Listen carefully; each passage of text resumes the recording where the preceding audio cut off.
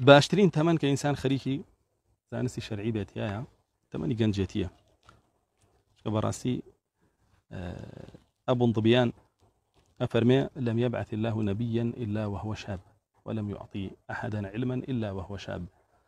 أفرمي الله جل جلاله هر بيغمريكي ناردبه لجنجيا ناردبتي وزانستي شيء بهر كسيك دابه هل لجنجيا بيدا أبيني بيحيى فرمي واتيناه العلم ولا واتيناه الحكم صبيا حكم لا بس علمه.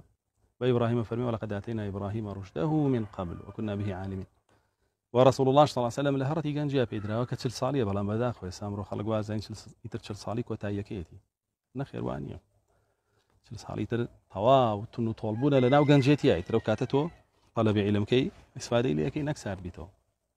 وهش زور جار حالتك أو إنسانة مصرة لسر بدا زناني علمه رازي كدني پروردگاري خوي كي كلا فقيه الشافعية كان لهشتا صالية وفاتك ولا دوای چل صالية وطلب فقهك وبيتك لا إمام جوركاني بابلين متقدمين شافعيش يتروي دواتر أبو حجو لحج لبي بهوي لافا ولا شاري جدة وفاتك.